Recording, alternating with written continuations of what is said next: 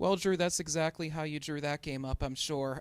Just overall, competing with the ebbs and the flows, the ball movement was really nice. You guys were getting shots in pockets, even though they weren't necessarily dropping all the time. Just overall takeaways from this one are what to you? Yeah, I thought we had some good balance. I thought we had some makeable shots that we missed. But when you're getting good shots and the ball movement is good, you can't complain about that. Like Jimmy Williams with the looks he had, he's gonna make those. Well, majority of the nights he's gonna make those open ones. Um, but I thought we were able to dominate the paint. I thought we did a good job finding John early in the game and establishing him in there, and he really set a tone. And his presence is magnetic. You know, he's either he's got great scoring ability, but when you look at it, he's got 4 assists on the night too, right? Teams show double team. He's able to spray the ball around and find good passes. So I thought we had a really good attack. Terrence Ginyard was really good tonight, 25-7, 1 turnover, a couple steals. He continues to play hard and really set a tone and a poise for us. Coach, team didn't shoot exactly well from 3 points tonight. And even though your team is a pretty good 3-point shooting team, I'm sure you'd think you're not always going to be able to win every night with just shooting the lights out. So a win like this where you're able to find success in other areas and still put up 92 points, how much does that mean to you going forward? Just balance, right? Being able to play inside and out. Being able to play inside and out. Being able to play at different speeds and tempos, right? There were times we had to play in the half court, but there was times where we could push the pace. But I really think there's a moment in the second half where we dug down defensively, and that gave us cushion, right? We were able to extend the lead, right? Because half court is tough. It's tough to play against half court defenses the whole game. But we set the tone, and we're able to get out in front because of our defense, and that led to some easy baskets. Coach, 2 of your new transfers, John and Terrence, both combined for 50 points tonight, especially John with his big impact in the paint with those helping with those 38 points. Just what does it mean to have those 2 new guys come in and make such an immediate impact for this team? Pretty good recruiting, right? um, you know, since day one,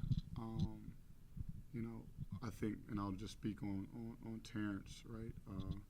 Just the poise that he walked in with and confidence. He's a better person than in the recruitment. I thought he was a great guy, but just having him here on the daily, man, he's really a special individual, and he really wants to win, and I think that means the most.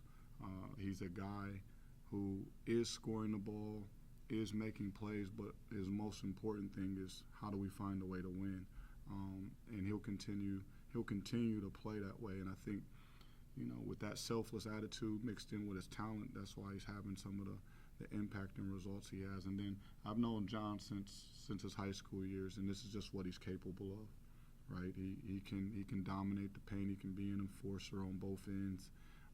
He's got a great feel and IQ for the game, and he's going to continue to get better, right? Because I think his confidence is going to grow. He's a young man that is a good player, but unsure, right? And that happens when you go through some difficult and challenging seasons. So he's got more in his tank, and I'm excited to see how we continue to progress. Drew, John's animation, how does that sit with you, and how does that influence his teammates and the fans here?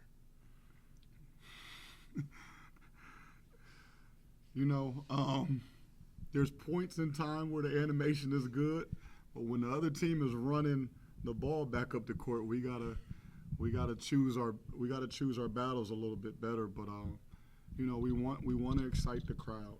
We want to feed off of their energy, and it goes both ways. The crowd is looking to feed off the energy of the players, and I'm okay with it as long as we get defensive stops. If we're allowing teams to get layups as soon as they take the ball out the net, then we have a issue on our hands. So you probably see me jumping up and down a couple times tonight, but listen, this is our home court, and we want to make it very, very challenging for opponents to feel comfortable here. So if he needs to get the crowd into the game, then I'm going to let him do it as long as we get stops. Coach, Alex Williams, 10 minutes. First game, he played basically garbage time. This time, you played him when the game was basically No such thing as garbage time, but go ahead and finish. played within doubt. And there was a stretch in early second half where you played him extended minutes. Was it mainly just because of the foul issues that Dixon Netchus has, or did you see something that allowed you just to keep him on the floor during that time? Yeah. I mean, there's part foul situation, and that just happens, right? And he stepped up, right? He stepped up. He provided energy, but he had a good segment in the first half as well. And I thought he's in that run. He's in that run where we start to push away. And I thought he played some good basketball. He ran the floor hard. He defended. He rebounded. Got us some extra possessions as well. And like I said, I don't roll with garbage time because I'm observing every minute, right? If he doesn't treat those 3 minutes well the other night, I don't know if I have enough confidence to go to him. If he doesn't practice hard each and every day, then I don't know if I have enough confidence to say, come on, Alex, let's go, let's be ready. But he's had a great string of practices the last couple weeks, and I appreciate his willingness to stay patient and when ready to play with that type of energy and effort. When the whistle keeps getting blown from the onset of the game like it did today and never really get into a real flow, just what do you say to the guys to keep the pressure up and their head in the game? I think both teams were shooting a lot of free throws. It's our agenda. We want to draw fouls on the opposing team. Now, I don't want to be fouling like the way we did, but the whistle's going to be the whistle. That's how that crew decided to call the game, and I guess we were both hacking. I think both coaches will go back and probably look at this and figure out some ways to be more solid and disciplined defensively. Definitely for us, because I think that's a big segment of allowing them to stay within the game and not being able to extend that lead. Drew, there were some big dunks by Dixon and Hughley in the second half. I mean, you were talking about the fans' impact earlier. I mean, when you heard that crowd start almost exploding in the Cooper Fieldhouse, I mean, how do you think that impact might have helped light a fire under the team when things were staying close for the longest time? Oh, it's exactly what it does, right? I mean, you said it in your question, right? The impact of the fans' energy picking up and going to another level is going to spark our guys, right? It gives them a push. It gives them the extra effort to go out and make another play. So, I mean, our fans are important. We want to play great basketball. I think it's been an exciting 2 games. I don't know if you guys disagree or not, but we want to play a style of basketball that is attacking, that's aggressive, with great pace, and it's always good to make some exciting plays to get the fans out of their seat, and just got to continue to do that. Thank you, Coach. All good? Thank you, Coach. Enjoy the rest of your night, because I'm about to.